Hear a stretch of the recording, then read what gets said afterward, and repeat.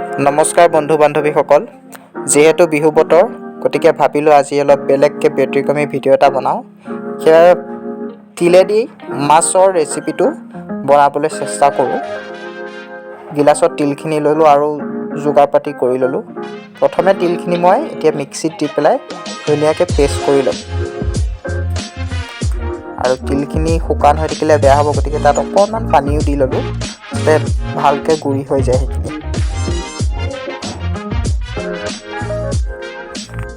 এয়া ধুনীয়াকৈ তিলখিনি গুড়া হৈ গ'ল। আৰু এতিয়া এই মাছখিনি লৈছোঁ। মই আৰ্টৰ ভিডিঅ'বোৰেই দি থাকোঁ মোৰ ইউটিউব চেনেলটোত। আজি অলপ ব্যতিক্ৰমী ভিডিঅ' এটা দিবলৈ মন গ'ল, বিহুৰ বতৰ যিহেতু, গতিকে এইটো ৰেচিপিকে বনাই দেখুৱাম বুলি ভাবিলোঁ। আৰু মই মাছটো ফ্ৰাই কৰিব নোৱাৰোঁ, মই মাছ ফ্ৰাই কৰিলে ভাগি যায়। সেইবাবে মাকে ক'লোঁ মাছখিনি ধুনীয়াকৈ ফ্ৰাই কৰি দিবলৈ। আৰু মায়ে ধুনীয়াকৈ হালধি নিমখ সানি পেলাই মাছখিনি ফ্ৰাই কৰিব। আৰু ইয়াত কেইবাবিধো মাছ আছে। অলপ সৰিয়হ দি চৰচৰি বনাবলৈ থৈছে, আৰু অলপ মই তিল দি ধুনীয়াকৈ বনাম বুলি ভাবিছোঁ।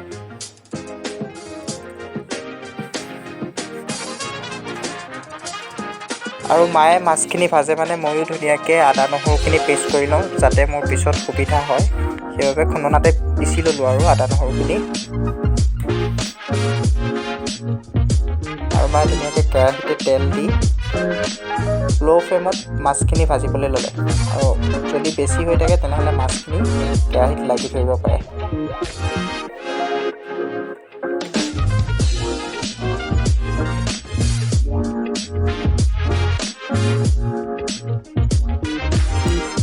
মাছখিনি ভাজি হোৱাৰ পিছত সেইখিনি এখন কাঁহীত ধুনীয়াকৈ উলিয়াই লোৱা হ'ল।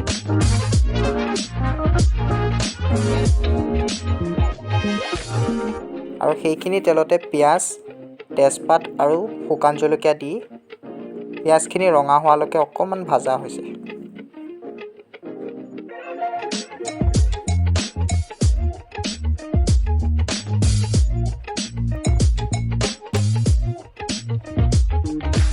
আৰু আমি পিচি লোৱা আদা নহৰু পেষ্টখিনি পিঁয়াজৰ লগত দি পেলাই আদা নহৰু কেঁচা গোন্ধটো নোযোৱালৈকে অলপ ফ্ৰাই কৰা হ'ল। আৰু কেঁচা গোন্ধটো থাকিলে অকণমান সোৱাদটো বেলেগ হৈ যায়।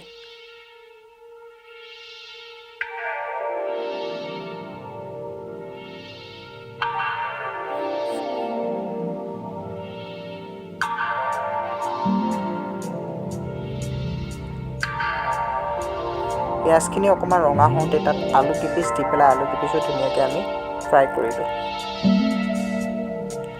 নহ'লে আলুটো সিজিবলৈ বহুত সময় লাগিব।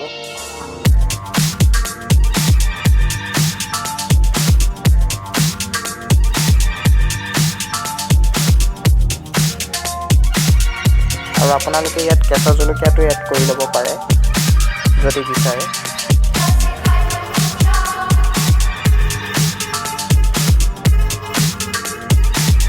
এতিয়া আমি পিচি ৰখা তিলখিনি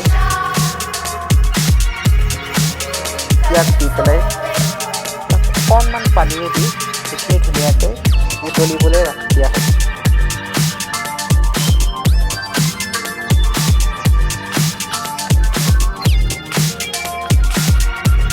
আৰু আপোনালোকে পানীটো নিজৰ হিচাপত দিব পাৰে।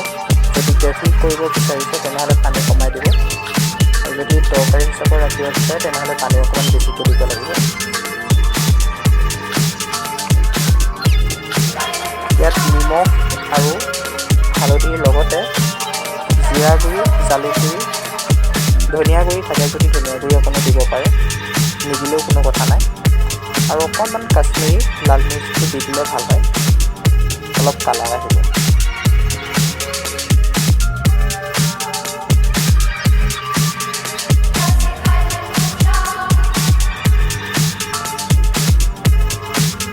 এতিয়া ধুনীয়াকৈ গেছটো ল' ফ্লেমত দি পেলাই সেইখিনি উতলিবলৈ অলপ টাইম ৰাখি দিয়া হ'ল।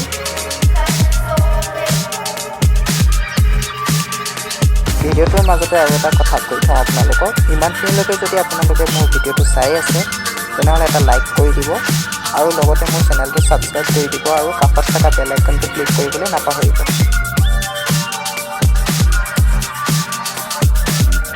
5 মিনিটমান উতলোৱাৰ পিছত এতিয়া আমি ভাজি থোৱা মাছখিনি সেই তৰকাৰীখনত দি দিম। আৰু যিহেতু মাছখিনি ভাজি থোৱা আছে গতিকে মাছখিনি সিজিতে বেছি টাইম নালাগে।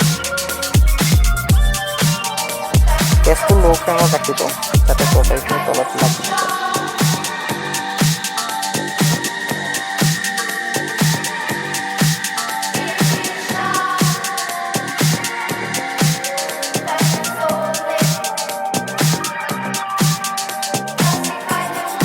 আৰু গেছটো ধুনীয়াকৈ ল' ফ্লেমত দি পেলাই ঢাকোন মাৰি অলপ টাইম সিজিবৰ কাৰণে ৰাখি দিব।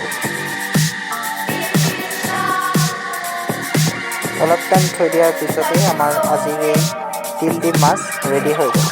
আৰু কি ধুনীয়া গোন্ধ আহিছে, হয়তো আপোনালোকে নাপাব। আৰু এনেদৰে আমাৰ আজি ৰেচিপিটো সম্পূৰ্ণ হ'ল।